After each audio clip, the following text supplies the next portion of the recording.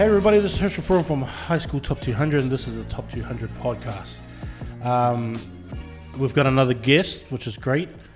Starting to get all these guests coming in, and also if there are people that you want to see and want us to interview, let us know so that we can start hunting for them now and trying to get them, clear up their schedule for us. It's still me and Brad. Jake's away pursuing his New Zealand dreams on whatever he... How did his paper plane? Yeah, the paper plane failed, and the wing blacks. It's like funny, bro. Like all these, there's got to be a point where we're going to make up a team, and it's going to sound racial, like with the black. Then they add black to everything. Well, you just got to start making time for us, and we won't have to. Like black pipes. It's going to start looking really bad for us. Anyway, we've got a guest. Our guest Arahi Maipi, and. Where would they know you from? Probably mostly from the Warriors, right? That would probably be the one. Yeah. Like a lot of kids, I think they would know you from...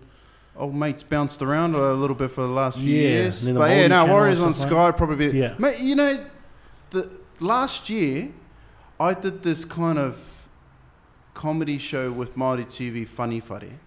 That was the one where people, oh man, I love that show. Yeah. That was the one where, like, because we did like 20 episodes within the space of 1 week, right? So by day 3, bro, it was the first time in my professional career, I'm just doing this for the money. Yeah. It's like, I'm feeling really uncomfortable. A bit of my soul was dying every episode. So I said, just guts it out. You got 2 more days, mate. Just think of the paycheck. So, and that was the one everybody said, oh man, I seen you on Funny Whare. I said, oh my God. Because the other one is like, is basketball from the Nationals and stuff like that. Like a lot of kids know you from that because you guys were live streaming and then you were commentating as well. Yep. And so like guys know you from that. Like, in terms of like kids, they know you from that. The other one probably where I'm most known for was there was this clip that went viral watching Origin, and there was this young kid that was just belting his dad, sitting on the couch. I was that dude. So that was on Triple M. That was all across Australia. That's right. Yeah. That's right. I think out of all of that, I said, man, how could you do that? I said, well, you didn't see the 8 years prior. It's kind of like, we treat that like the purge. There's no dab or anything like that. The only rule is that you don't get a mum's face, because if he had done that to his mother, I don't think he would have all his teeth. True. Yeah. So you come pick It's funny that like they take it differently. Oh, yeah. When it comes back. I've seen him just real quickly glance for like a split second at mum, I'm going to dad. I'm not trying mum. It's a safer route. So you grew up in Huntley, right? Yeah. How was it growing up there? Like me and my mate Iz, like for those that can't see him on camera, I have my mate Iz here. We grew up in Hamilton, and so our perception of what Huntley is and Ngaruawahia, like it's Huntley and Ngaruawahia. Like you say it like all in the same, like even though it's separate, it's Huntley and Ngaruawahia, right? Yeah. Because Brad's from Hamilton too, or like mine is. But what is it like growing up there? What was it like growing up there, and what is it like now?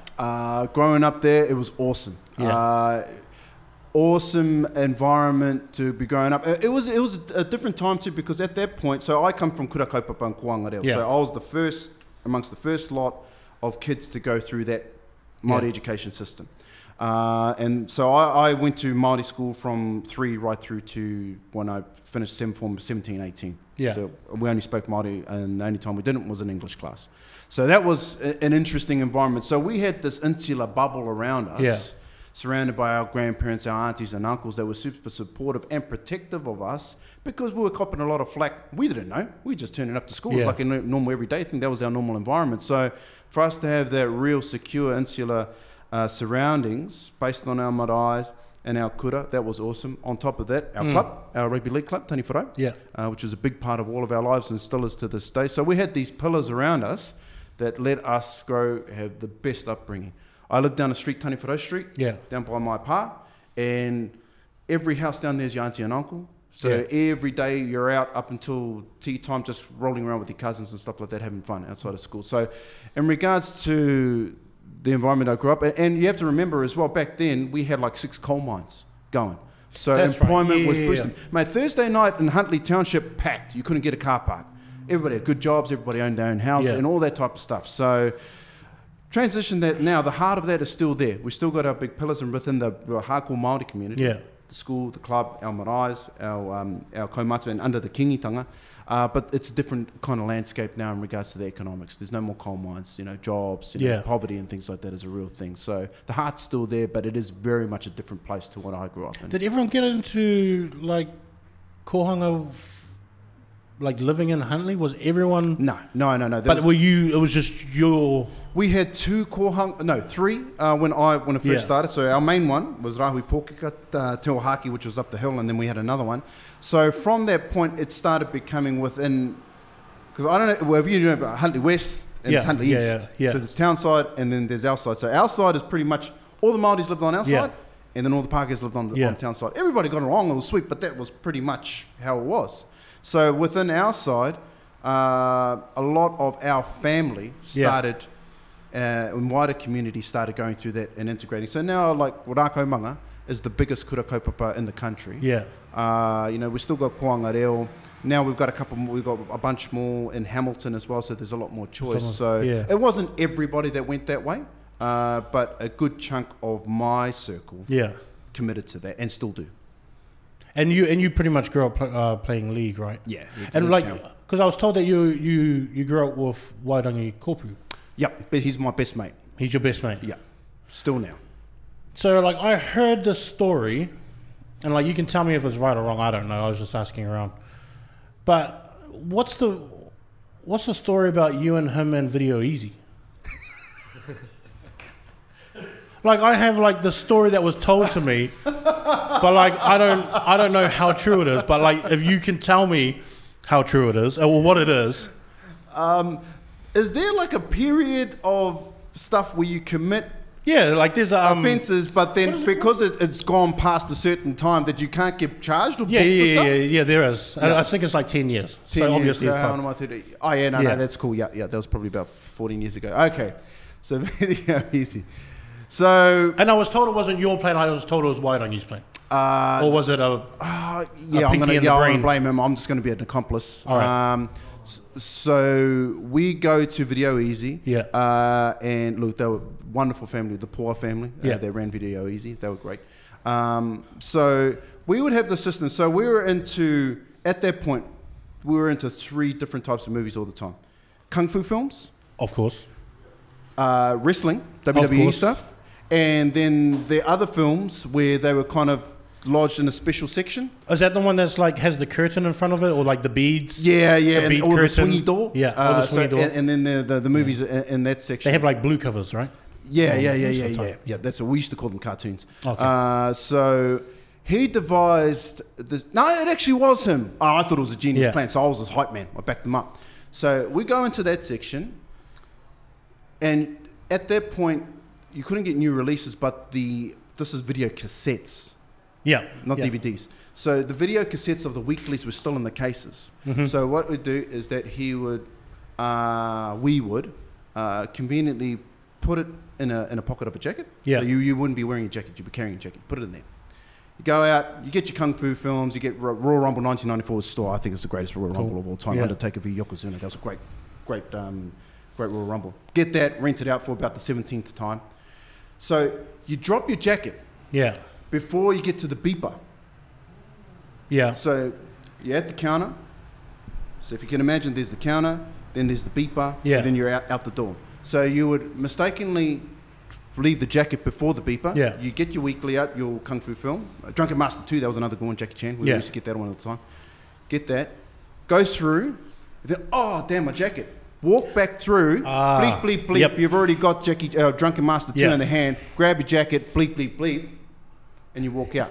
None the wiser. Oh my! How many times did you do this? We did it probably about 4 times. Where's this collection? It's it'd be in a museum by now. I don't know. They used to be stashed under the bro's bed down on River Road. If it would be awesome if those popped up somewhere. I don't know where it's they are. It's funny because like a kid would find out and not even know what not it is. Even know what is this? What the heck is this big bit of plastic? Do you chuck it in the microwave or what? They would have no idea. My kids didn't even know what a CD player was. I was talking about that the other day. They had no idea. Oh, really? No. Not even a CD player? Not a CD player. And then when I explained it to my 8-year-old daughter, it's like a DVD, but it only... Plays music. It plays music. There's no pictures. Okay. Oh God. So, but that's the true story about Video Easy. It's pretty. You have a knack for getting good stories. Well, like I have this other one. Okay. Where you get them? I want to check this story with you, right?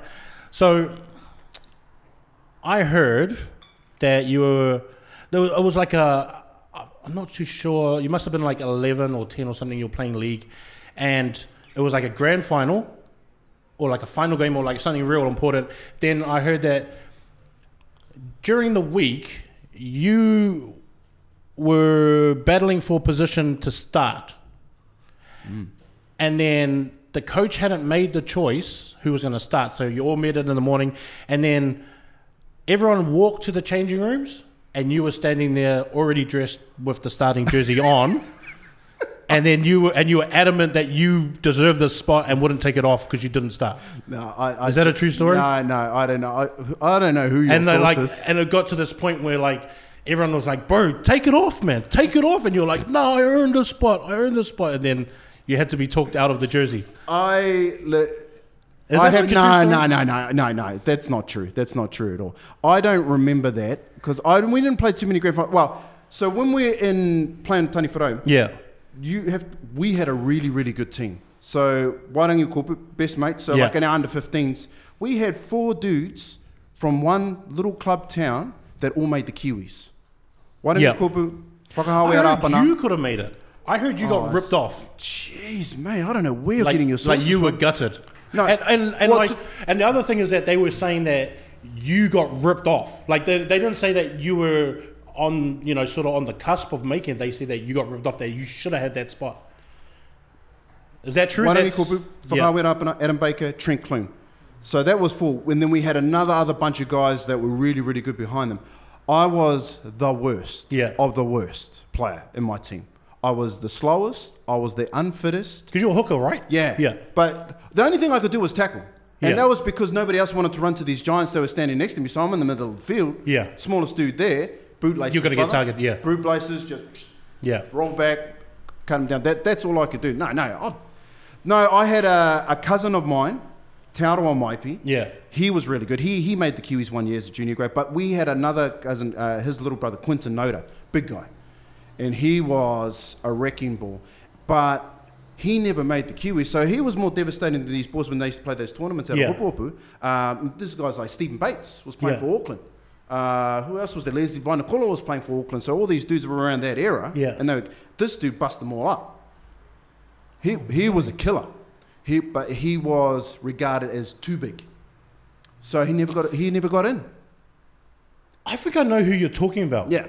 So, and I think I know him from the clubs, and I know because he's about the same size as me, right? Yeah, he's big huge, man. Yeah, it's big. Yeah, I think I know who you're talking about. Okay. So back then, so he was. I mean, obviously he was younger. He wasn't, but he was like. He was huge. He was huge. He's the biggest dude there. But the thing was, he was fast and he was smart and he knew how to use his weight. So anybody roll up to him, he put them on the ass.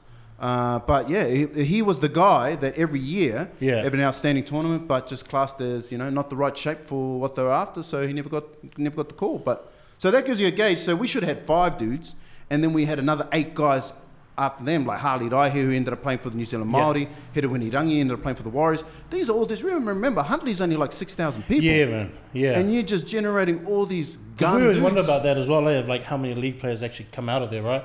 It's like pretty big. Speaking about your mates, right? Yeah. And there's like 4 or 5 of you that all just used to hang out together, right? Yeah, that's our type 5. I heard you guys used to go to KFC, and when you went to KFC, well, hold on. When you used to go to KFC, right? Yep. See, like me and Iz here, it's always me, Iz, and my other Tongan mate Tev, and like we used to hang out at school all the time. But we used to like share our food. Yeah. Like we'll put it all together and be like, yeah, that's us. I heard you used to go to KFC, all of you guys. You guys all used to put in money, and then you were like, bro, and you start tapping your pocket. You're like, man, I don't have anything. Then they'll give you the smallest chicken, and then you used to like chuck a suki, and then... Bro, that is a true story. It wasn't that I was tight. I just never, ever had cash. Never. To this day, Māori TV, I was famous for... Yeah. Anybody got $1? This is a grown-ass man Yeah. who's on TV. Oh, I got $1.30 I want a drink, or I want a peanut slab. And this thing, my wife, do you not feed this dude? I said, I just never ever in my life have cash on me. Yeah. So I'm always humbling people. But yeah, that was a low point in my life, in my youth. We went there, we got a party pack, it was the boys. We went back to Wise Place to go for feed. And of all of us, I love KFC the most. I got the record amongst us that I had KFC in uni, breakfast, lunch, tea, 3 days straight. And I got. You sure you're not Samoan? Oh, bro, I don't know. I love it, eh? Bro, I love KFC. But then the boys gave me the wings, and I don't do wings.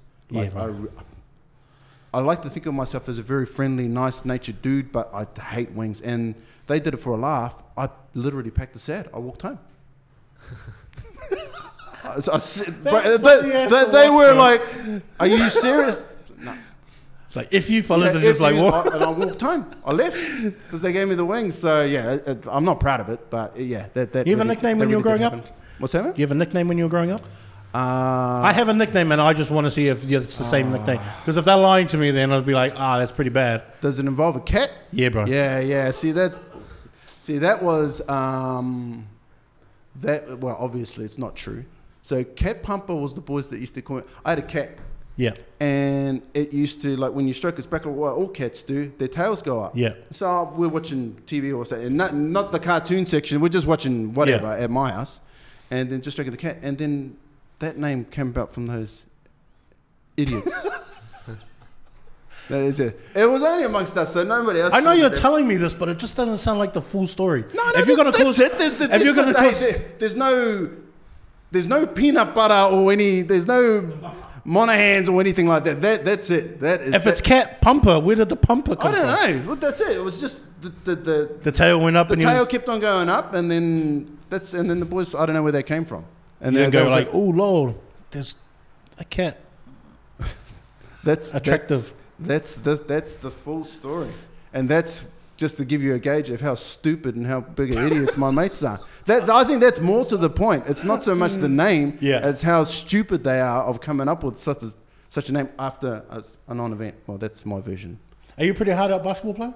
Like, you hard out into ball? Oh, I love basketball. My number one sport, I mean, it is rugby league, but growing up and stuff like that, I was mad basketball fan. I was told that you had a dream of at 16, which is pretty cool. Like, that's pretty good. Yeah. And that you wanted to dunk a basketball hoop and also be a millionaire.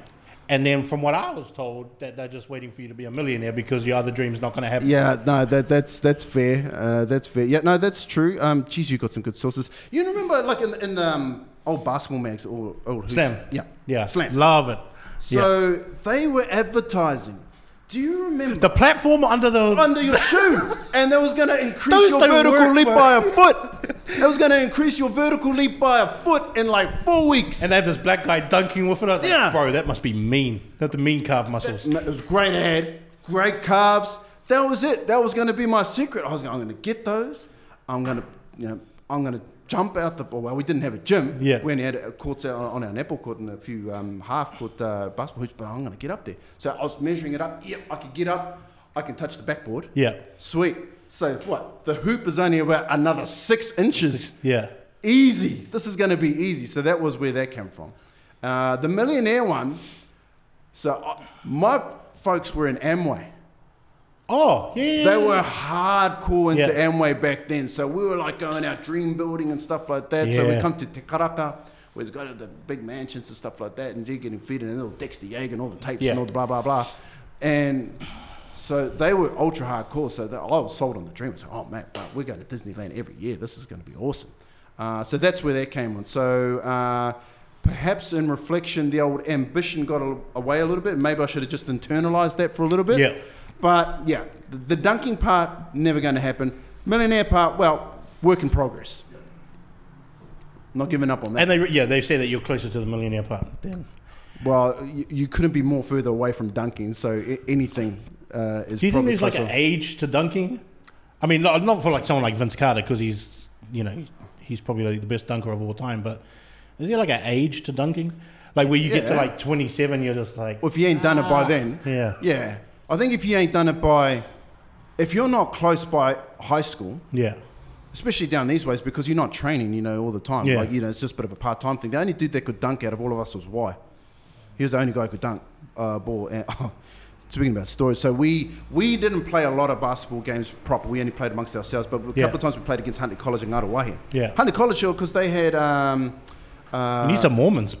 Yeah, well, if you had Mormons, you'd be playing basketball every Wednesday. All the time. The doctor, Dr. Gilgan. Gilgan, yeah. Yeah, so he used to support them, and like John Thockledge and them was up at Church College. So we'd play against them, and we were good because all the boys were league players, so they just bully their way in, and we'd get some dubs. But we played Ngarawahi one time, and they were pretty skillful. Y had the chance to win us the game, so he starts dunking the ball, and everybody starts freaking out. Yeah. But then the bro gets a little bit ambitious. Last play of the game, he tries to double pump it. Springs out. We lose. That always gets you, though. That always gets you, like, the hype of the moment. And this is where I think they're, like, the key players in the team and the main players in the team, they know when to showboat or not. Yeah. He could have easily just laid it up or did something like that, and because nobody was getting in the way. The dude's there fast and they're big. He's just screaming in, so everybody just opens up, and the bro tries to put a bit of mustard on the hot dog, and then no. We're talking about league, and like me and Ears, bro, we always wondered how you guys have so many players in Huntley and Ngaruawahia, but they don't make it through. Don't kick on? Yeah. Like the younger grades are always really good, right? And you always have heaps of numbers coming through. And it's like once they hit 18, they just don't, bro. Like what is that? Like, how do you explain that stuff? Man, I think that's not just exclusive to our small town, to our area. There's a whole bunch of stories right across the country and stuff like that. And even Auckland, it's just because they've got so many more numbers that people get through. Yeah. Like so my son was a good football player. He was contracted to South. He had a little similar St. George. It didn't work out. And look, we're still working through the negative effects of that. And that's like 3 years ago. And I mean, real bad. Yeah. And then he's back playing football for Tat up here, Tatatu Roosters. And then they had a warm-up game against Point Chev. Yeah. And amongst these two teams of his generation, obviously, there were about 6 kids that all played New Zealand. Yeah. There's 16s, 18s. 1, 2, 3, 4 of them went on to play juniors, like Junior Warriors, Roosters and things like that. And it hasn't quite worked out for them. So... Going back to that within Huntley and Ngaruawahia, man, I think it's probably just that age. Yeah. You start getting into alcohol and all the rest of it. It's the same old tune. Yeah. And just some of the kids, whereas like Y, who kicked on. Yeah. He had an environment and a focus that. So to understand the difference between the bro and a few of the other boys. And I tell him, and everybody knows within our circle, he wasn't the most talented player. Yeah. Trent Clune was the best player that I ever played with amongst our. He was this prop. He could do everything. He could hit. He could spin. He could offload. He was just an unbelievable prop. Yeah. And he was tough, and he was mean, and he was ruthless. But difference was him. Y at 13 had brown bread, and didn't eat butter and things like that. Yeah. Trim milk. And that was just him. Yeah. Whereas everybody else, we were going to KFC, McDonald's and stuff like that. Yeah. And if we nutting it down just to that one simple, it might sound really stupid, but that was was his difference. Yeah. I mean, now all the talk is that brown bread's bad for you anyway, and butter's really good for you. But it was just his thing that's how he was going to be, and that's his lifestyle, and that helped him progress through the grades. Because the other thing as well is that because we're so far from Auckland, Auckland's like the main hub for league, regardless of what everyone says, Auckland's the main hub. And then Louis used to come to school with us. Yeah. Louis Anderson. And so I forgot who used to drive him. Someone used to drive him up every Wednesday for him to come training with the Warriors. And he just kept that mindset of, I'm going to make it. Yeah. I'm going to work hard. And he just kept to that. And then obviously people around the school would help him out with, travel and stuff like that and making sure he got all his classes done and that as well. But I always look at it that way as well, as that it's the sacrifice that you kind of put into it as well. Like stuff that you can do for yourself that you have control of. Yeah. And he was kind of one of those guys.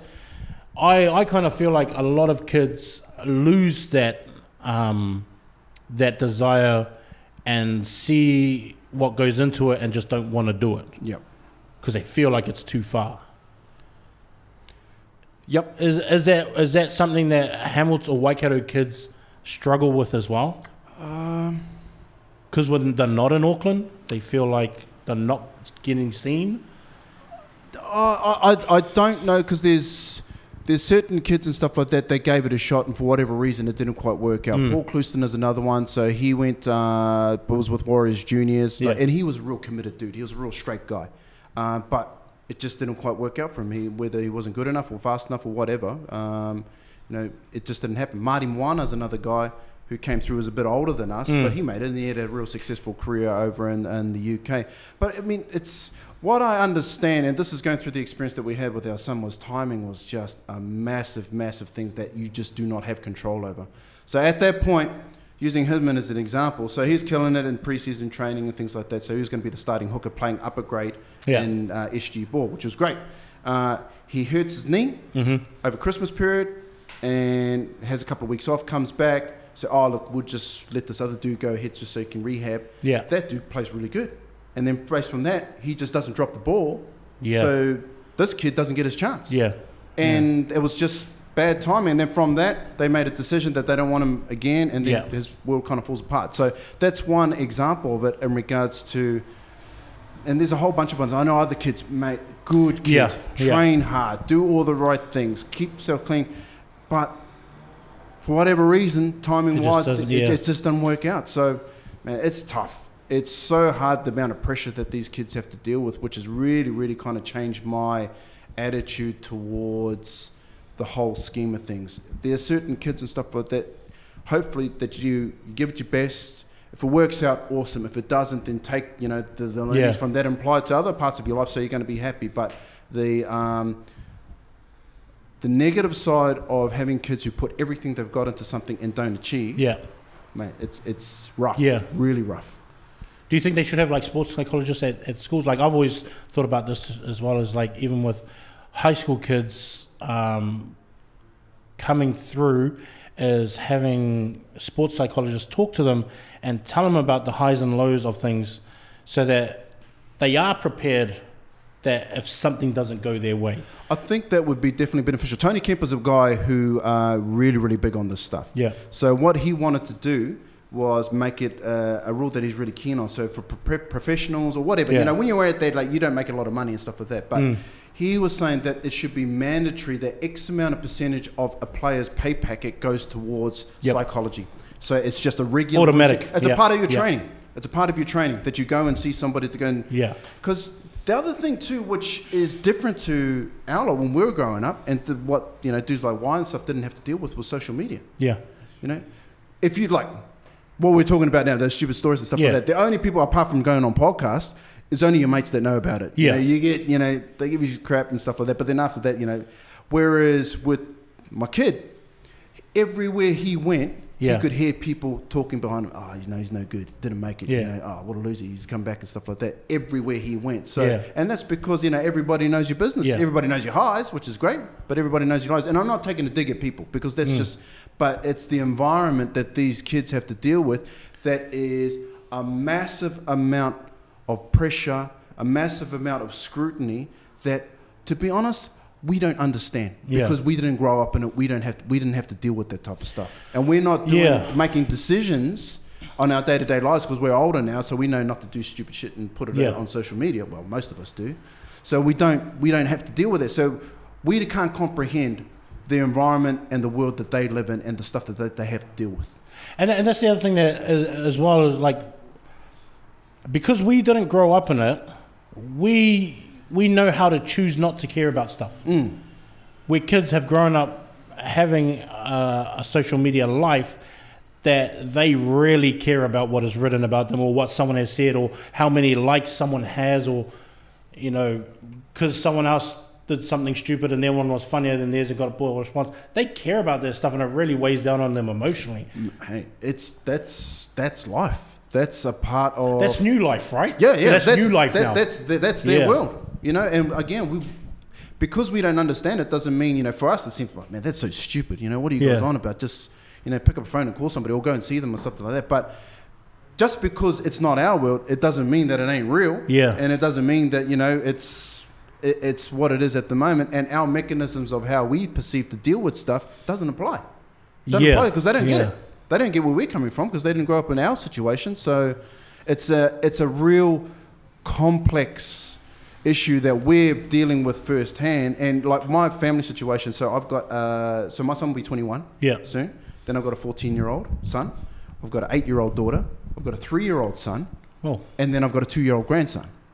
Yeah. So we've got a massive slate, and the rules are going to be different for when my grandson and the baby gets up to this age. Even with the 14-year-old, things move so fast and develop so fast that it's, as a parent, and a parent that are trying to help a kid become, a professional athlete, man, no idea. It's hard. What would you change about that now with all these young kids coming through in terms of helping them cope with it? Because I personally think that we should be totally honest with kids. Yep. Like the percentage from making it through to the pros from like high school into like Super Rugby is only 3%. Yeah. I think and a lot of kids don't know that it's 3%. Yeah. And they don't even know how to calculate what 3% means. So, and I was trying to explain to kids, I said, take my top 200, you're in the top 200. Let's say 7 of you guys make it. Yep. That's it. And you have to fight for those 7 spots. I said, that's the only ones that are going to make it through. And then they kind of get it then. Yep.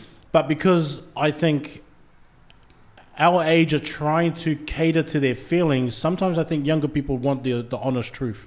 Because everything else is so cushy for them. And they've realized, they're not telling me the full truth. Yeah. It's just part of it. No, I mean, that's real fair. I mean, as a parent and as a support crew, and it wasn't just with my son, but, all of our other friends' sons that were going through the same type of thing. You're trying to be positive. You're doing real good. You had a great game. Keep training and things like that. Trying to be optimistic about what it is. But, in reality, it's an ultra top gig. Out of all of them, same type of situation from their club team out of Tautatu Roosters. Yeah. They had 5 kids make the New Zealand 16s team. Yeah. And of them, and there was a couple of other ones that were pretty hard done by for whatever reason they didn't get through. So they had a really, really good team. One has gone on to make a professional career, Isaiah Papali'i. Yeah. And he's, young days for him. He's awesome talent, and he's got a great future. He's one of a kind, bro. Yeah. But so he's the only one. And the rest of them, for whatever reason, a whole bunch of different type of scenarios and stuff like that haven't made it through. So it has definitely been an eye-opener. What I've changed, I was too hardcore. Yeah. I was way too hardcore into his trying to, development. Like every... Was that a hardcore from I'm so proud of my son view? Or was this a hardcore of I'm living my dreams through him? Oh, look, to be honest, bro, it was probably... A little bit of both, maybe? I don't know if it was the living the dream thing, because at that point, like I never had ambitions of being a professional athlete. I was no good. Yeah. I loved sport, and what I started from a very, very early age, I had a conversation with a cousin of mine. We were going to Wairoa hot pools. Yeah. And like when I was 6, I could rattle off all the Kiwi, like 1987 Kiwi test when we beat the Kangaroos 13-6. Yeah. I watched that so many times. I ran the tape. I broke the tape.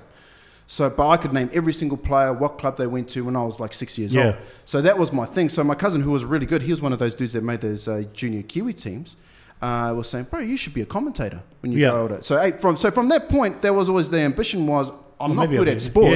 I love sport. So how can I still be involved? And at that point, as I started getting older into my high school years, before, this makes it sound old as, the internet. Yeah. I used to record games off ESPN, off Sky, the basketball games, and then do my own stats charts. Yeah. Grid them up, and I have scrapbooks. Yeah. Of every game. So Larry Johnson, I was a big Charlotte Hornets fan, big Larry Johnson fan. Sean Kemp. He was my first favourite player. Oh, bro. Yeah. I was a big Sean Kemp, Jason Kidd. So, and my fascination was in stats, hoops basketball cards. Yeah. Like I could rattle off all the different stats and stuff like that. Got heaps of basketball. You still got heaps of basketball cards? Bro, they're sitting in my mum's in the shed. Yeah. So I was a big hoops fan. I wasn't big on Upper Deck and stuff. But so that was me. So I was so fascinated by sport, loved it, loved stats, Same. Found out that I could communicate, Yeah. and then drew a couple of circles, or you can talk. You're good at numbers and Yeah, facts yeah. and stuff like that. You love sport, and then in the middle, when the two circles came together, was sports broadcasting. So going back to that point, I honestly don't think that it was trying to live through, failed dreams and stuff like that. But it was pride, and it was, I thought, me being a good dad to try and help out and find every opportunity that I could for him to get better. Yeah. So we had a conversation, I remember vividly, at 13, he said, Dad, I want to be a professional sports player. I want to play rugby league. I said, cool. Okay, well, this is what it's going to take. We're going to do X, Y, and Z. And okay, sweet. So from that point onwards, 90% of all the conversations, of everything that we talked about, all my interactions with this kid was around football. Oh, there's a camp coming up. Oh, there's a development thing. Oh, you need to do that. Why aren't you doing your own training and stuff like that? Does it make it worse that you and your missus are hard out league fans? Because you know how the mums aren't usually those like, just give them rest, just let them do. But where your missus is like hard out into league she's too. hardcore into league as well. So and she's the disciplinarian within the household and stuff like that. She was my gauge where she would pull me back when look, you're going too far. That's too much. Yeah, that's too much. But I didn't see it that way. I saw it that, like what you said, out of 200 kids, 7 are going to make it. So this dude needs to train harder than everybody else. And I knew that he wasn't as talented as the other kids, but he had to outwork them. Yeah, he was like a harder worker than them. So if he trains harder, if he's tougher, if he's smarter than the rest of them, then he's going to get a better shot. So albeit that was with good intentions, but looking back on reflection about my role, that was, it got too far to a point where it started becoming a big negative. I kept on saying, I love you, son, you're doing great, stuff like that. Don't worry about it. If you don't make it, that's fine. But what he's seen is get the training to make it, If you don't do this, then you're a disappointment, things like that. So that's my messaging, that saying that it's positive. I can easily see he's taking it in as a negative. He's taking it in as pressure. Yeah. So based on that, and that was a journey from 13 to 17. 4 years, 90% football, which is not, it's not healthy. It's not. And I went to parenting counselling, just to try and get more of an understanding, because at that point, when the kid's not doing well, and he's ashamed and things like that, and then he's got dad's expectation, our relationship deteriorates. What's the conversation, or what's the mindset that you took from it when he didn't make it, and how you were going to deliver the message that it's okay, it's fine? It's like what was your mindset about it? Well, the automatic one was, okay, it hasn't worked out at Souths, what next? You're still young. What next, or who next? Like what next club can we sort of next shop club. you to? And St. George came. So St. George came, and the guy who was the recruitment officer, well respected and stuff like that, and that was good. So I said, okay, great. This is an opportunity. You busted your ass with the South Sydney team, which were, it was unreal. The training regime compared to what it was over here. So that was great. So you're fit, you're strong, you're ready to go. So we'll just take those learnings, and you go to St. George. He lasted a week. I was there with him for a week, took him to training, and then as soon as I left, never went back. And then, he never went back. His heart was broken. And we didn't get it at the time. So, oh man, just keep on pushing on. But the devastation of him not being wanted by this club that he'd said 4 years of this kid, putting everything in, dad pressure, everybody, blah, blah, blah, blah, and it didn't work out. It's game over. Did he take it as like a, do you think he took it as like a personal hit? Like this is a personal rejection, not a club direction, like 100%. Rejection? 100%. It was like personal to him. Like it's like, coach, I confide in you. You tell me what's wrong. I go and make it better, and you're still not picking me. Like, well, and you got to understand too that these kids haven't dealt with failure before. He's made every rep team. He's made the national team. He's the captain of all his teams and stuff like that. Everybody down here, if he slacks off and stuff like that, then he's all right. He can do what he wants and stuff like that. But then when you go over there, you're at the bottom of the pecking order, and you've got to try and prove yourself. And as soon as everyone's good, good. Everybody works hard. They're fitter than you. They're faster than you. So it's dealing with that. And he's 16. Going over, living over in Australia. Which is tough. So I made the decision. So at that point, so he was still going through high school, because SG Ball, which is the under-18s club, only runs for about 9 weeks. So I came up with the idea that why don't you go and play SG Ball season? We can do the school at Arahi Maipi school was awesome. So sweet as, he can come back and pick up his subjects, or we can do some correspondence stuff. We'll support him that way. His auntie, my sister, Yeah. who's really, really professional. She's doing really well over there. She gets them an apartment right next to his football field. So the setup and the environment is all good. You know, we think, oh, sweet, he's with auntie. You know, they've got a great place. Yeah. You know, he doesn't have to worry about money or anything like that. A struggle, get to training, stuff like that. We just put a 16-year-old boy in an alien environment. Yeah. Cutthroat, most, if not 95% of adults wouldn't be able to handle if that was their working environment. Yeah. Would have no comprehension about how cutthroat it is. And, you know, this is what we're setting up to get and your side of it thinking was like, well, he's got a house, he's got a car, his auntie's there, and like, he should be set. Yeah, but you didn't deal with training's right next door.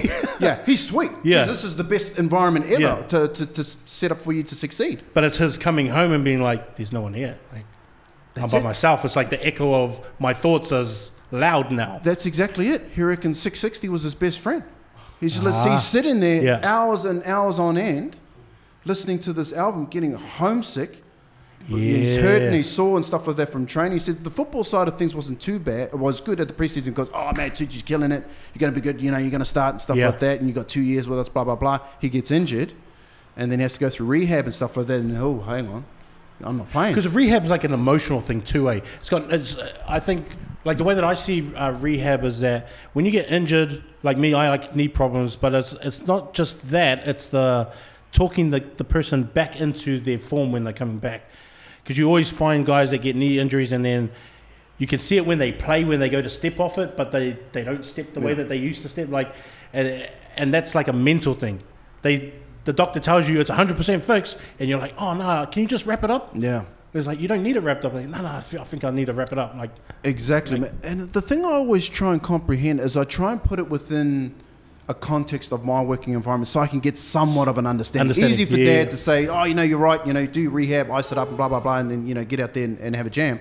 I was saying, what if I do a show and I get absolutely, or I completely mess it up? Yeah, I completely mess it up, and everybody sees, and then, you know, that's my profession. That's what I'm supposed to do. Or like you can't hear them in their ear. They're like, I can't hear you. I can't hear you. Yeah, you get in ear, all those types of things. And that's a real bad day at the office. How am I supposed to react when I've got to turn up next week and do the same show again? Yeah. No, I'm feeling, oh, damn, you know, am I going to mess this up again? So I was trying to work that within context. So it's a tough thing, man. I'm still fully supportive of kids chasing that sporting dream and families being supportive of that, but it's a complex thing. And what we've come to understand with that, had he not got hurt prior to Christmas, had he played all the games, you know, and had a good season and stuff like that, may have been different. Could have been a completely different story. You know, and that's happened for a whole bunch of different kids. You know, had he not got hurt, or had, you know, this not happened, or had that kid not just turned up and just killed it and then took your position, could be a completely different story. Because it's funny, because like on his side of the story of the other guy, he's probably saying in his mind, I'm lucky he got hurt because I was not going to pass that guy. Oh, big time. It's like a weird, like a dynamic of like, and there's no ill will towards anybody else because that's what he's there to. He wants to make it, and he's got to take advantage of every situation. I mean, there's been instances where my kid, because the dude got injured, he got a shot, and then, you know, it worked out. So that's just the nature of what they have to deal with, and easy as a spectator to understand that. But when you're in the crux of it and you're, you know, dealing with all this other stuff and you're only 16, 17 years old, that's a tough gig.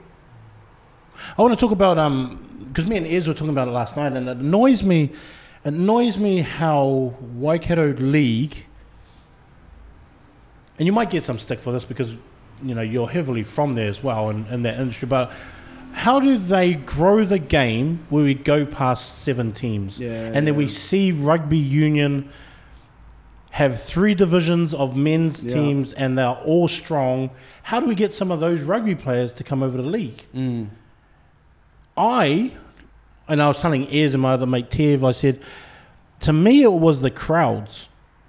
Because at a league crowd, it's like kind of violent. It's real aggressive.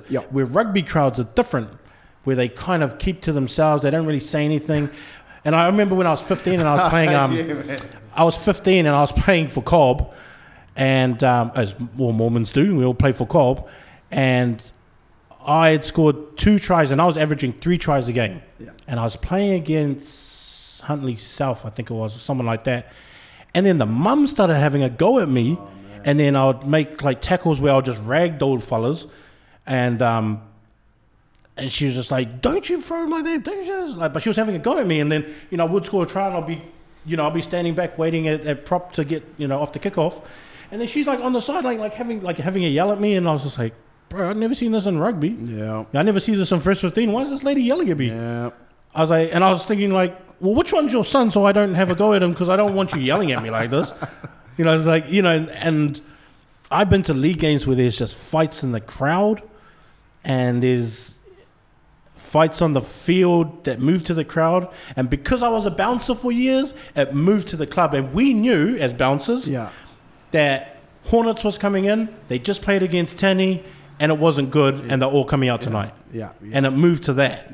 And so we were in the club, and we're just like, okay, there's all the Hornets guys that just came in. We'll just move them to the side, and we'll move the Tahi fellas upstairs. And we used to do it like that. and I always thought that was kind of the reason why league wasn't growing, was because of that kind of environment.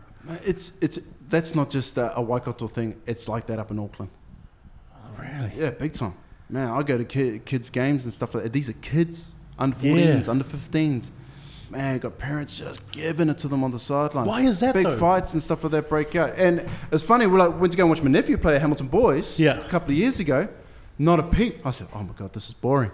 This is so boring. There's no atmosphere. The game itself is like a knock-on-a-thon to start with, but this is super boring. But it's, I haven't really kind of, because it's the same thing over in Australia. So, if we're comparing apples with apples, like rugby here is what league is in Sydney. It's a league town, and the same as like Brisbane. It's like the same way. League. And the infrastructure around all the clubs and things like that, how organised and stuff like that, man, it's massive. I love it over there. Especially grand final week, it's awesome. But it probably, that would definitely have something to do with it. Like, I typically say my default line around Waikato Rugby League, because the competition fluctuates. Sometimes the Bay of Plenty teams are in there, and then sometimes it's just Waikato. Money, ultimately comes down to it. If you got resources and stuff like that, then you have the ability to actually put consistency into competitions and stuff like that. Travel is a big one. So like for the Waikato teams, that's not a big space, but the notion that sometimes they have taupo teams in there, sometimes they've got Otumoetai, Tauranga, which is great. It's a good competition, because not only does it help the Waikato teams grow, it helps those teams grow as well, because they're facing the same issues. Sometimes they've got comps where it's only 2-3 teams. Like the Tukoroa one as well. It's like Pacific Sharks, which are a really good club. Good club. Ultimately, rugby league, the heart of rugby league is the clubs. I know here in rugby, high schools have a massive impact on rugby, which then filters into their traditional allies and things like with senior clubs, big old boys networks and things like that, and they've really well established on how they run their clubs and then how they run the high school programs. The good clubs do well. Tani Wharau is strong. But it's hard to be strong when you're there by yourself. And I don't mean that in a derogatory comment because of other clubs, because they're wonderful people, really doing their best. But it's a struggle. So what Tani Wharau want to do, they want to come to Auckland. They want to play in Auckland. Far out. They have for the last couple of years, because they're saying, well, if we're playing 3 teams here, how is that helping me and my players develop and kick on and our juniors? We want to come up here with this better competition. You take the biggest club out with their player base to a competition that's already struggling. What's that going to do to Waikato Rugby League? But so it's an interesting dynamic. So the chairman of Waikato Rugby League, who's probably your source, dirty rat, Harley Raihe, name him. I'm not sure about that name. Never heard of him. So he's the president, and he has done an incredible job, him and his board, of building Tani Wharau to what it is at the moment. Membership base is the biggest it's ever been. Sponsorship base is the biggest it's ever been. Player numbers in an environment which is really difficult, because there's so much choice now for these kids. Dancing, esports and all that type of stuff is really, really hard for them to commit to a particular code. In rugby league, which is traditionally in Huntley, you play touch in summer, you play league in winter. So he's done a great job. And whether that's a semi-blueprint of what other clubs, because what he's done is not just around the sport, he's understood that he has to create an environment at the club that people want to be a part of. Yeah. Point Chev did the exact same thing. Yeah. When they were struggling for 50 years, playing third div. That's right. Stacey comes on board, Arwen comes on board. Yeah, they got the names Carl, Tenana, Monty Beetham on the football side, but bigger than that, what they did was they created a hub at Point Chev where every Saturday families, people wanted to come to be a part of that social activity. Hornby Panthers down in Christchurch, same thing. They've got this hub of a community that people enjoy being there.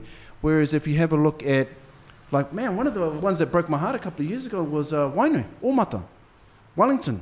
Oh, yeah. Man, same I know thing. heaps of kids are from there. Yeah. The Wellington Rugby League used to be a stronghold of all these massive clubs that generate Kiwis, generate professional rugby league. That's Ken Laban's club, isn't it? That's Ken Laban, Piri Wepu and all those dudes. I heard a couple of years ago they could barely field a premiers team.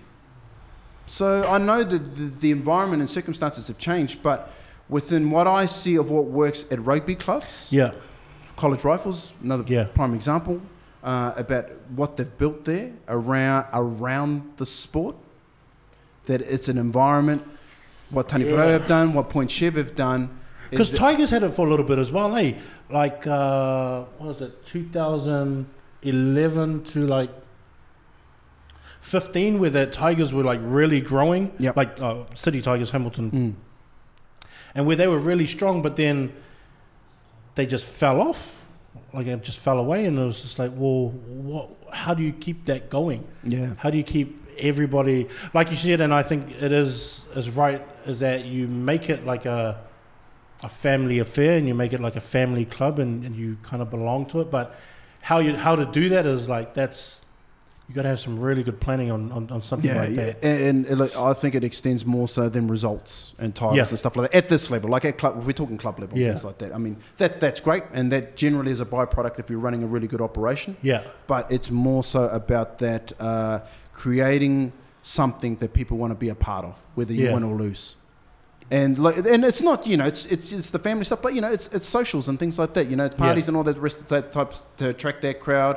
Then there's family type of gatherings to attract that crowd, and that's for a small club in Huntley, which is kind of battling against the odds and stuff like that of growing rather than decreasing like where everyone else is.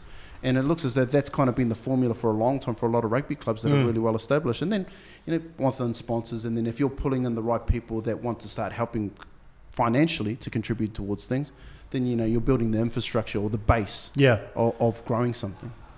Talking about losing teams, right?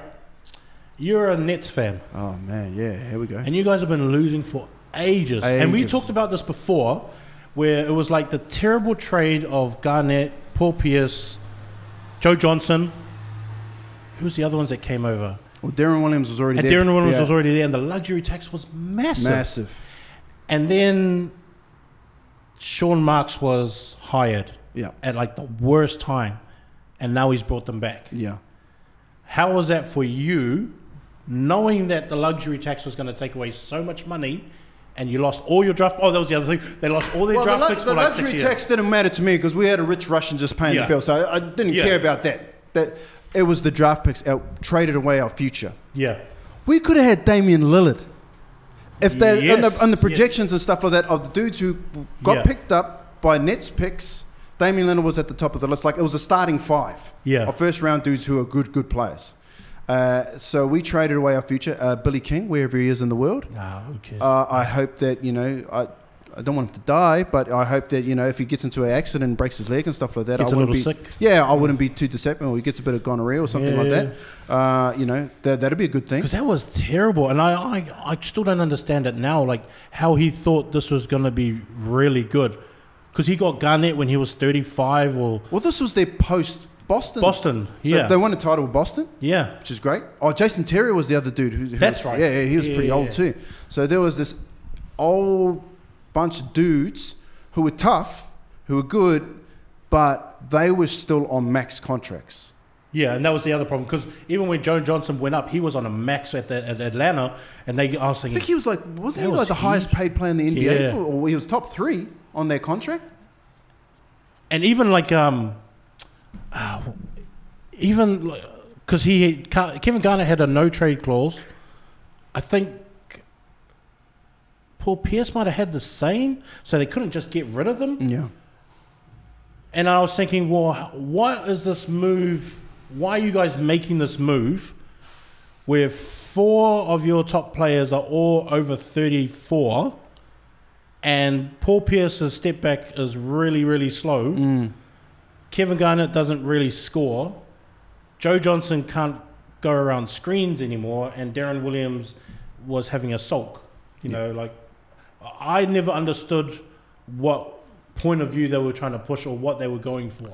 It seemed as though, because remember, this is when the New Brooklyn Nets. So they were the new shiny toy. They had the cool uniforms. They had Jay-Z on board. You know, they're going to compete against the Knicks and stuff. It looked as though that the majority of the decisions that they were making at that time were all around marketing, not so much around winning a ring. So they get all these big dudes in from Boston, which is a big, I can imagine on the East Coast is a big is a big move. And you know, they got this all-star roster and things like that, and it's pretty trying to establish themselves as a big market glamour team. Yeah. So I'd imagine just say if everything panned out, they win a title. You know, they sacrifice, you know, all their picks. I'm guessing that, I don't know how it would work on the mechanics of trades and free agency and stuff like that, that Brooklyn now becomes the desired destination for free agents, for big marquee players to come and want to play there. Not LA, not the Knicks. You know, they want to come and play in Brooklyn. So, again, I get the marketing side of it. Yeah. But in regards to what you were saying, X's and O's and playing 48 minutes, mate, I can't think of a worse executive decision in regards to roster management. Yeah. Because I can't even remember anyone on the bench. And then my favorite player of all time, Jason Kidd, became the coach as well. And they only he's my favorite player too. Yeah, he's your favorite player. Yeah, him and Sean Kemp, favorite player of all time. Him and Gary Payton. And so, like, for me, it was like they needed Jason Kidd because Jason Kidd was smart, and they couldn't tell Jason Kidd what to do. And they took out Scott Stiles was their coach then, was it? Or before him? But Jason Kidd made it, and then even then, PJ Carlesimo, he was there for a bit, wasn't he? After the Indiana, he was from. I think you might be right. Yeah. But I mean, like, I just never understood how they sold it that this was going to be a great idea and they could give him all this money and it was going to work for 82 games. Yeah. Because not all of them could play 50 games because they had to rest. Again, I imagine the idea is that they got a good enough roster to get to the playoffs and then play these dudes, you know, for extended minutes once they get there. What they made the Eastern Conference semis that first year that all came together. They had AK-47 as well. Oh, that's right. Yeah, Andrew Karolinka, who was... Forgot about him. So these dudes, if you have a look at their roster, 2 years prior, were awesome. Yeah, were awesome. Darren Williams was an all-star. Yeah. Andrei Karolinka was the best defender in the NBA. Then Kevin Garnett is, you know, just come across yelling everyone's faces. And all that. So Paul Pierce, you know, 2 years prior, that roster would have been, you know, they'd be matching up against bloody Golden State these days. They would have been that good, but timing. See, because like one thing that I hate is that, and me and Brad have talked about this before. We talked to Junior Fire about it as well. Is that New Zealand media don't cover all the New Zealanders that we have out there. I personally think that we should cover Sean Marks and make it known what he's done to turn this around, because an NBA officers, they see Sean Marks as one of the greatest minds to get them out of what they're in. Man. Because what was the key move to you that got him out of this mess? I think the thing that I loved most about his move, so they've got a dirt roster. Their roster is trash. It's not good. I mean, D'Angelo Russell's killing it at the moment, and the thing that freaks me out about it is his efficiency. You know, you would expect... He's been pretty good in the last 2 months. You'd expect a guy like that just to chuck up, you know, 35% or something like that, because he's the lone dude as well. There's no other real scorers on that team. Karis LeVert gets hurt, who was having a good season, which is unfortunate. But so I'm not too sure whether the construction or whether it's the coaching stuff of having this team punching at the moment, which is great. The thing that I loved about his moves the most is effectively taking Washington and Portland out of free agency. By the moves that he did with Otto Porter, he offered Otto Porter like a near max contract, which he knew Washington were going to have to match. Did it, knocked them out. Yeah. So that effectively takes them out of any type of arms race when it comes moving forward. He did the same thing with Portland. Who was it? Trying to think of the guy that. There was a shooting guard that they had there in Portland. Same thing where he offered like a massive deal that he knew Portland would have to match. So he's eliminated 2 enemies straight away when it comes to free agency. The fact now that they're actually doing pretty well and they probably will make the playoffs this year with that roster, and that they've got cap space up to the hilt, makes them a more desirable destination. But the way that it looks as though that they're wanting to build it is one of the long-term things, is not going for paying overs for old dudes to try and let's not replicate that mistake. Let's get dudes that actually fit whatever system. They play a real high up-tempo. I think last year they averaged most possessions in the league. So they're trying running teams off the court. So probably just with D'Angelo Russell playing point, just getting dudes like that, athletic guys that try and run everybody else off the court. But I think that's the way, is that they have to run everyone because. But I wanted them to keep Okafor, and I don't know why they got rid of him, because even in New Orleans he's doing real good down there with the Pelicans. Now that AD, they don't really know what he's going to do or where he's sitting at. But I mean, Brooklyn's at 7. I was just checking it now. They're at 7th. Can they make it through? I haven't seen their schedule to the back end of the season, because we got up as high as about 5th, maybe about a month ago. Yeah, they were on the back of like a 6-7 game win streak. Because I've got the sitting 7th. Miami's right behind them on 36 and 37, but Orlando, Charlotte, and Washington are all still in it. How many games? You got left? Like, can't be not much. Many. Under half a dozen. Yeah. See, because my Jazz are moving up. We were in the 5th, so we're pretty safe right now. I like the Jazz, man. Because the Lakers got knocked out, and so we're looking pretty good to sit around 5th. I just don't think we can pass the first round. If you guys finish now at 7th, you guys got Toronto. Oh, well, we're not making it out of the first round. But the fact that making the playoffs, that's almost the equivalent with that roster and what this team's gone through.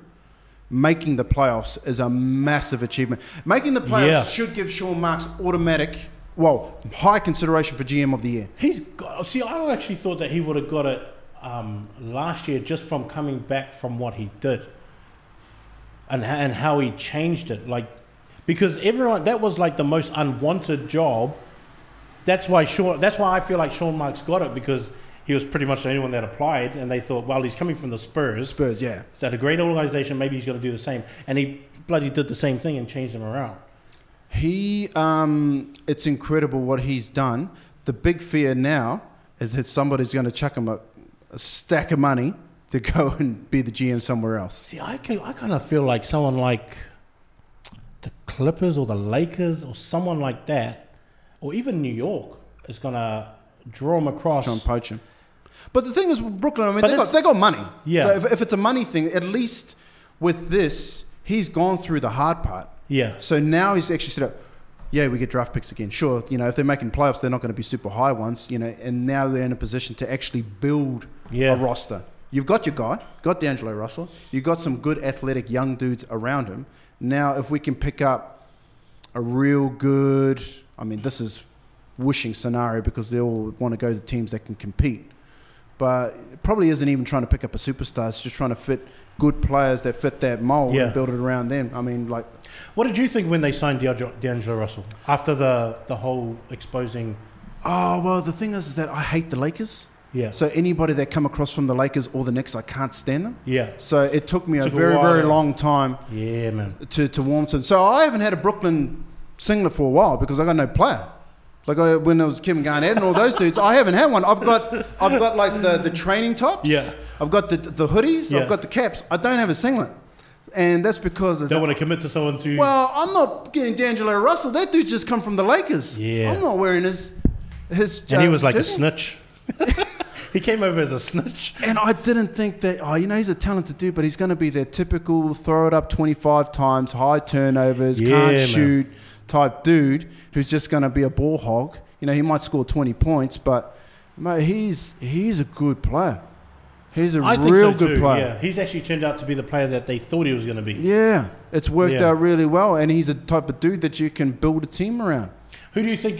Who would you add to the Nets right now that would complement them pretty good? Are you talking like real scenarios, or like, we're not talking top tier dudes? Well, would you try, like, let's say, like, because KD? Oh, I'm going after KD. I'm going after Klay Thompson. I'm going after all of those dudes. Yeah. You check your ring in the hat. Yeah. Yeah. Who would fit better for you? Who do you reckon would fit better? Even Kyrie, because I don't personally like Kyrie, and that's just because I think he's just spoiled and he kind of just learned his lesson with LeBron of like, it's not easy being the leader. Yeah. And he's finding out right now. But if that was me, like, I'm like you, I'd probably get KD because I just love his game. Oh, KD fits anywhere. Yeah. And even Anthony Davis, because I like Anthony Davis a lot. Yeah. Yeah.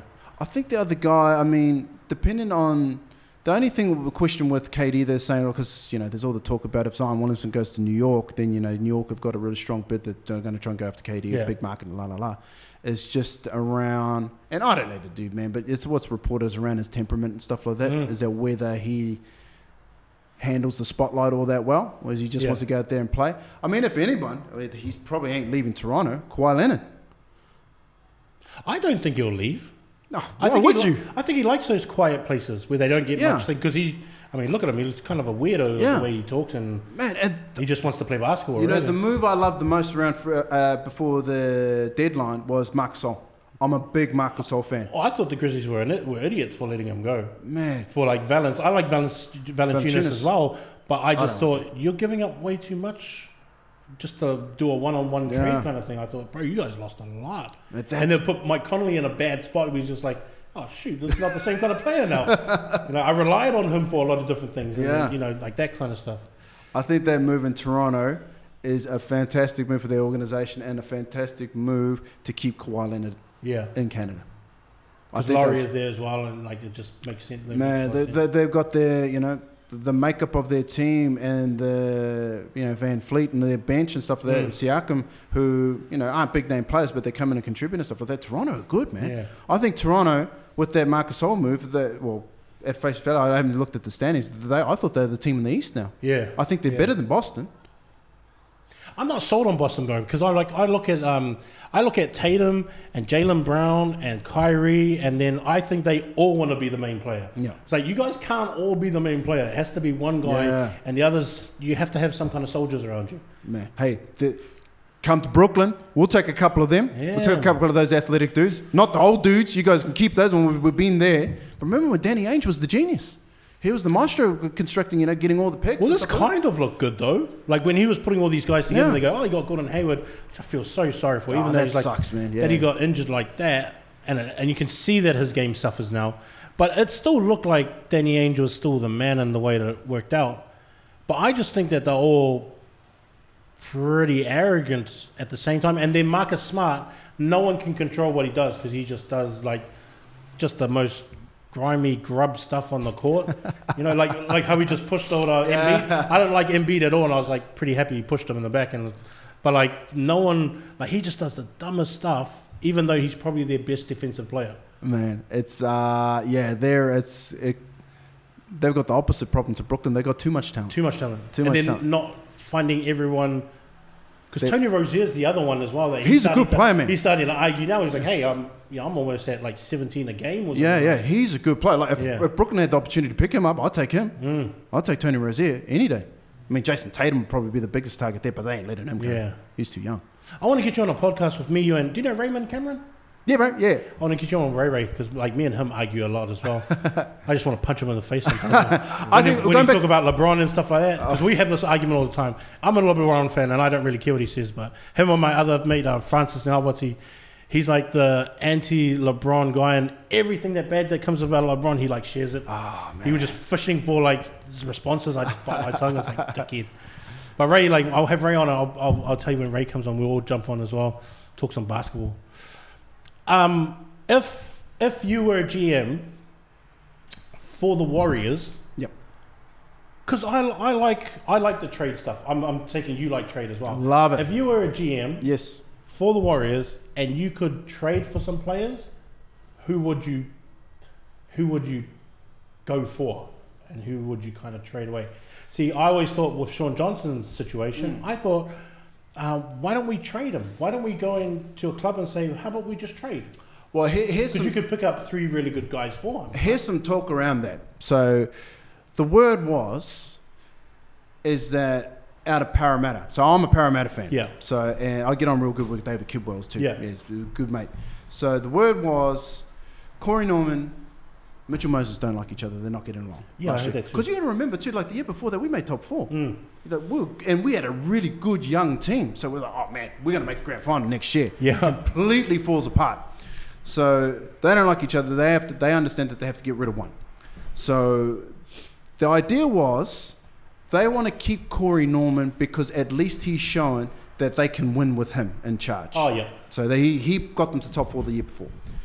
So they'll get rid of Mitchell Moses. Sean Johnson started with discomfort there. So Mitchell Moses, come to the Warriors. Yeah. Sean Johnson potentially goes to Parramatta. Probably not, they're thinking, because why would he want to come? We come finish last. But they basically make moves. Sean Johnson will go somewhere, and then they will pick up that halfback to go to Parramatta. So within that instance, the thing I love about NRL, I love the game. Yeah. It's awesome, entertaining. Like if in 8 games a weekend, 6, 7 usually good, 1 dud. Yeah. Super Rugby, 2 games good, rest of them duds. Generally speaking, from an entertainment perspective, just sitting down and watching, from entertainment. But the thing is, within Rugby League, which I don't like, it's crooked. The whole signing players, it's such bullshit. How that all works. It's a crooked ass. Salary caps and stuff. I love the notion of salary caps. How do they solve that, bro? Like everyone gets done for salary cap. Everybody gets done. So, and that's where... Is there a team that hasn't gone done for salary cap? Oh, I don't know. Well, the Broncos. Are they the only ones? The Broncos accountant should be Dally M bro. every single year. Followed very closely by the Roosters accountant. Yeah. Those 2 people who run the books at the Broncos and the Roosters are the 2 smartest people in the world. But that's where I love NBA. Yeah. I mean, it's quite clear in regards to trades and all that type of stuff. But luxury tax, I think luxury tax is awesome. Yeah. It doesn't penalise teams that have the money to fork out, but it doesn't make it the EPL, where there's only 4 teams that just chuck money and everybody else is poor. Man. So luxury tax is great. So the notion of is that however you work it in the system, your salary is bigger, then that proportion of that money gets redistributed amongst other clubs. Yeah. And that what we've seen, like from the Knicks, for years, who always had the highest salary, it doesn't mean that you win. Yeah. It means about how good your team is and your structures. Yeah. Brooklyn was the same. Massive luxury tax. Their luxury tax was huge. If anything, luxury tax is probably an indicator that your club sucks. Yeah. You got deep pockets, but you don't know what you're doing. Because Clippers did the same thing too. They had a pretty massive one. But I mean, Steve Ballmer is like freaking rich as hell. So he's just like, I'll just pay the tax and just get on with it. See, because a lot of people don't like the fact that if we took on like trades and a draft that we're turning American. But I like those parts of the games as well because it gets you to talk about the sport a lot more as well. I love talking about trades. I love talking about drafts. I love talking about free agency. And me and Brad have talked about it before, is that like when league and rugby go off, the only time we ever hear about them is when someone takes a pee picture or like does something stupid. Yeah. But me and him discuss drafts for NFL because it's only like a month away. Yeah. And we're ready to see who we're picking up. The season's not even on. I want to see who's moving around. I want to see who's coming up. I want to see who they're looking at like trading. Like if Sean Johnson was actually really going to be traded, that discussion would go on for a while. Yeah. And we would still be talking about it and we'll still be thinking about league and stuff like that. I like that side of it. My view on things within sport is 99% of the time I take the side of the player. Yeah. I pay my money to watch the player. Yeah. I pay my money to buy the players' jerseys and things like that. I don't care who the GM is. If anything, GMs and presidents and chair people should be anonymous. Yeah. They should be non-events within sport because I don't pay my money, my subscriptions for whatever, for them. I pay it for the players. Mm-hmm. And yet those are the dudes who are generally at the arse end of things. They don't make the most money. Yeah. You know, they're the ones that are putting their body and, you know, their heads on the line each week to, you know, to entertain us and to service the requirements of the owners of the clubs. And, you know, there's a place for that. But in regards to what we're talking about around free agency, around trades and all those types of things, a better, clear system in principle should be better for the players. Yeah. Yeah. For instance, what we have as a common scenario within the NRL is that if you got like a stockpile of players that play a certain position. Yeah. So Reynolds at the Tigers, for example. Bro, that was when they showed him on the bench. I was like, what the hell is he doing on the bench? Mate, so this is a dude that was playing Origin 2 years ago that could contribute to the Warriors. Yeah. Or to Parramatta. Tough, edgy dude that would help them get better. Yet, because of his contract and things like that in the current state of things, he's sitting on the bench at the Tigers because he doesn't find his place. The coach wants someone to be better. That's fine. That's their prerogative. But for that, you could trade him to Parramatta and fill in your spots and get stuff that you need for your team that helps that player get back on the field. And that helps you as well. I mean, it's basic. I mean, every scenario is a little bit different, but just using that basic principle, I got something I don't need in regards to a player. You got something, you need him. Yeah. I want him. We got a bunch of second rowers. How about we trade you this guy or this guy and maybe a little bit of cash to take up that little value? And we're like, okay. Done. We're all happy. Yeah. Yet you've got this disgruntled dude who's gobbling up $650K of your money, just sitting there doing nothing. They paid a lot for him too, eh? They paid heaps. Yeah. They paid heaps. And that was when they were in their rebuilding phase with Ivan Cleary. Yeah. Like, it was a good move at the time, but he got injured as well. Then they put on Moses Mbai. Benji's been playing really good. Luke Brooks ends up being the guy. And now they got Robbie Farah back, who's the best player in the competition. First 2 weeks. What did you think of the Warriors? I was so angry. I was so gutted when they... And even the way that they lost made me even annoyed. I don't mind losing if we play really good. Yeah. But when we really sloppy and then we lose by that much... The thing that freaked me out, based on their performance from last year, and I know the roster's different and things like that now, but what they displayed last year, it was that a new Warriors, that they were tough, they would give it a go. Even when they lost, they generally didn't get blown out. Or they didn't switch off. The difference between the team that played the Bulldogs compared to the team that played the Tigers, I don't know what the hell happened. That is like the polar opposite of a team's performance, which is... You would not imagine that it was the same 17 players that went out on the football field. What was it, 6 days of a turnaround and that's what we got? That's the difference between 6 days, which is incredible. To the point where it looked as though, to me, it was just an ultra bad day at the office, and those things happen. So when second half, when you can't catch a ball, can't hold a ball, you're struggling to make a tackle, that's, it's game over. Write it off, move on to the next week, and hopefully they can bounce back. But man, the fluctuation at this early stage of the season where everybody should be fresh and strong and ready to go and tear in, that was... I know people say, "Oh, don't be shocked." The Warriors are inconsistent, but I was shocked. I was shocked to see the difference. Not on game 2. Like if there was game 16, I'll be like, okay, all right, I can understand. But they got upgrades. I mean, Bully's my man. Yeah.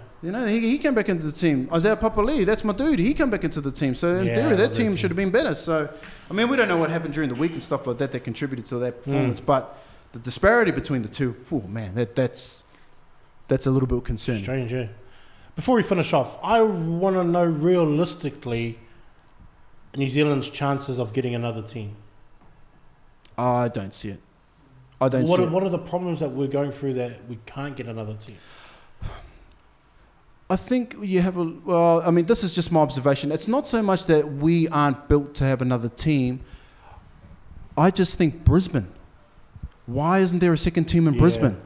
Yeah. There's another option that's staring in the face. They're talking about Perth. They're talking about Central Coast. I mean, there's already congestion in Sydney. There's too many teams there.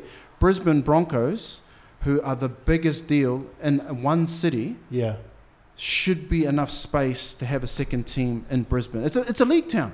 They've got Queensland. It's massive, bro. Queensland, Brisbane have the biggest junior catchment in rugby league in the NRL, bigger than Parramatta, bigger than Penrith. They've got the biggest junior setup. They are probably the most well-resourced and most well-built individual club, Brisbane. The Roosters, they've got a lot of money too, but they don't have a junior system or anything like that. They poach all their players from Souths, from Parramatta, there. So everything that you want and how to run a club is in Brisbane, who completely own an entire city to themselves. How would you turn fans that are Bronco fans to being like another?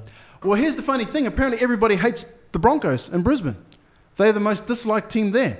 Really? Yeah. How? I have no idea. So, mate, they've got their hardcore support base, right? Because Suncorp's always pretty packed. They've got the highest crowd averages. But they said, generally speaking, they're not that well liked amongst the fans in Brisbane. I don't know if that's true or not, but you get that all the time. And maybe as you spread towards Queensland, Gold Coast is a different situation. But that's what they say, is that people... but they win, bro. I don't know. What do they do? They just not like the players? Like, are they not fans of the players that have? Well, I mean, it's like the Roosters. People in Sydney hate the Roosters. People in Sydney hate Manly. They just can't stand them. They're like they love the Bulldogs. You know, they're a well-loved club. They love the Dragons. But for whatever reason, apparently it's the same type of feel amongst the Brisbane community, is that generally speaking, and maybe it's just perception, is that the Brisbane Broncos aren't that well liked, which opens up an opportunity for another team to come in and kind of, take that same blueprint and that same model and share the resources that they have at their disposal within their city. Because how many people live in Brisbane? What, 3 million? Is it a city of... Something like that. It's got 3 million? Back like that, Yeah. So they've got 3 million people plus wider Queensland outside of Townsville and Gold Coast. Sunshine Coast as well. Yeah. For that team. We come to Wellington, we've got 500,000. Yeah, man. And, and you got Upper and Lower Hutt and like Puriru and stuff like that. Hurricanes are pretty much the best Super Rugby team in the country. They get on a good day 15,000 turn up to a home game. You got the Phoenix and stuff like that don't generate a massive crowd. So just... But I've always thought that New Zealanders are just terrible supporters, bro. Like we're super fickle, man. Yeah, we would rather... Because I've always talked about having a blackout. I always think a blackout's really good. That if the Chiefs are playing and you don't get 20,000 people go there, then they won't show it on TV within your region. Well, that's what they do over in Australia, right? Yeah, because they do that in football as well. Yeah, so like when like a Friday night game, the Brisbane Broncos game isn't live in Queensland. It's live in New South Wales, and same thing. So you go to Tweed Heads and watch it there. So the Friday night game in Sydney, that's not live in New South Wales. It's live in Brisbane. It's live in Queensland. Oh. So they've kind of worked it out that way. I mean, that's just one basic model and stuff like that. But I mean, free to air and all that type of stuff. It's pretty cool the systems that they've got over in Australia and the integration between the sports authorities and the broadcasters. I mean, Fox Sports is a classic example over in NRL now, man. They're just out and out league. But they throw a lot of money behind it. There's a lot of resource that goes behind it for that market. What do you got coming up with your media company? And man, we got a whole bunch of stuff. So we got TV shows. So we're doing that type of stuff. What's your media company called? Mahi Tahi Media is our TV arm. Yeah. So we're getting into ariki, which is a combat style sport or a traditional Māori taiha amongst high schools. So it's a new game that's been developed to kind of de-tapu that aspect of it. So that's what you got, like Rotorua boys and Hatupolta and kind of, yeah. So we got the Kura and stuff like that. So we shot it out at Bethel's, where it's a team. It's in an arena. That'll be coming out of Māori TV a little bit later. So we're really, really looking forward to having an out and out Māori concept that talks to a younger audience. Yeah. So we're looking forward to that. Esports. Yeah. We're into that. So that's right. You're telling me about that. Yeah. What do you think of that? Like, is that a good thing or is that a bad thing, like esports itself? I think it's a real thing. Yeah. So whether it's good or bad or what have you, it's real. I mean, the amount of numbers, like we do a lot of studies and stuff like that in regards to broadcasting and what kids' interests are in sports and development, things like that. 98% of New Zealand households have video games that are played by kids. I think... And parents. And parents. My dad's on it all the time. Yeah. So the numbers of kids that are getting interested, whether they want to do it competitively or not, I mean, that's kind of their round. Whereas the numbers of kids that are participating in rugby, the number of kids is dropping. Yeah. The amount of kids that are watching rugby is plummeting within normal, what we see as normal sports and stuff like that. So, I mean, it is what it is. I'm not so fascinated, to be honest, by the competitive nature of it. Like I was a big 2K fan and things like that. I'm used to set shoot 'em ups, and I'm not into League of Legends and stuff like that. Yeah. I just don't get into that. But I'm very, very interested in the social aspect of it. And that's what we're kind of doing. It is based around a tournament type format, but it's more so around the entertainment side of things of what we're focusing on, rather than the hardcore gaming side. It's funny that, like, when I was growing up, I hated watching my brother and my cousins play and me waiting for my turn. Yeah. How That's do the these worst. kids like watching guys play? Like I don't get it. I don't want to watch someone play like a sport or like a video game. I was like, I want to play it. I don't want to watch you play it. Why do these kids like it that way? Man, I have no idea. I don't understand it. Yeah. I mean, it's not my. It's like, where were you generation. guys when I was growing up? Yeah. You're like, oh no, I just want to watch. It's like, oh sweet bro. If they're not playing, they're like, more watching on YouTube. My daughter watches people building. What's that game where they build like a Minecraft. Yeah. Man, she That's loves weird, Minecraft videos. Those TikTok, graphics she are loves so TikTok. stink. Because like, I why know, are you this looking at is- these? Think of it sort of like professional sports. People play rugby for a club, but Yeah. they also watch these pros who are way better than them playing on the weekend. It's the same sort of concept with like people who Yeah, I watch get League that. of Legends, Yeah. where these guys are so talented that it's as if you're And do they watching copy the things that they do when they see like if there's a part in the game where they can't do it or and they're like, oh, I'm going to copy what he just yeah, did. like Yeah, their yeah, tactics yeah, and like man. their Okay. techniques and how they play. Tutorials and hints and Yeah. stuff like that are pretty massive. Because Tauranga Boys was the first school that I saw that said that they've got a esports game, or esports team for their school, and I was Yeah. thinking, oh shoot! And then I saw King's. I think King's College was the second school that I saw. Yeah. And now everyone this year, I think almost everyone has a esports team in a high school. My last year of high school, there was like a whole nationwide League of Legends tournament that they had just brought in. Yeah, that's right. That's right. In high school, yeah. I mean, there's been talk around NRL Yeah. that they want to have esports league. So you're contracted to the South Sydney Rabbitohs esports team. I mean, the AFL teams have already got them. I think the Bombers, there's a whole bunch of them that already own their own esports team. Breakers have got theirs. It's the way the nature of things are going. It's an interesting model how it all works. Yeah. In regards to the competitive side of things, but it's just the interest. So you guys are going to be filming. You guys are holding your competition. Filming Yeah. a tournament, broadcasting the tournament, and things like that. So it's more. So there's already companies and stuff like that doing it over here in NZ, but again, their focus is really on the competitive side of things, whereas ours is trying to focus more so on the social and entertainment. What games side are you of things. doing? Well, at this point, we were doing Fortnite. Yeah. Given the recent events that's happened in Christchurch and stuff like that, Yeah. we've just put a bit of a delay on that just to be respectful. So that's on the cards. But, man, it's right across. We're in talks with Nintendo at the moment of possibly doing some stuff with them. It's an interesting thing, man, because Fortnite and Apex Legends, right? Yeah. So those are the two most popular games in the world at the moment, okay. both shoot 'em ups and stuff. So I was talking to my son, who's a big gamer. He was big in 2K, where he said he was ranked top 25 in Oceania. I get a nice school him because I'm a button basher. I'm pretty good at 2K, so whatever, boy. But he was saying, okay, cool. So outside of this, what other games should we do? 2K or you you guys are into that, or he goes, we don't play anything else. What are you talking about? It's just, Call of Duty and stuff like that is really popular. He goes, Dad, Fortnite and Apex are free. I don't have $140 to go to the EB Games and go and buy me a game. Yeah. And that's it. The other thing too is if you buy that game, you're playing by yourself. All my mates are over here. So we play and that's how we connect and communicate and stuff like that. It's completely different now. It's damn. This is crazy. Wow. Okay. So we're talking about like within sports how things is developing.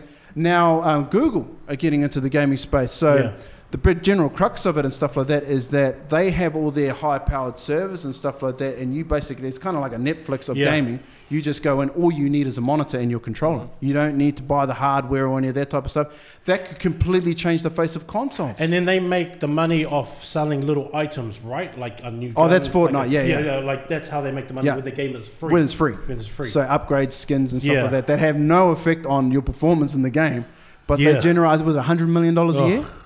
A month, $100 million a month on in-game purchases for Fortnite of a free game. Like they made over $1 billion in a year. Did the people who made Fortnite?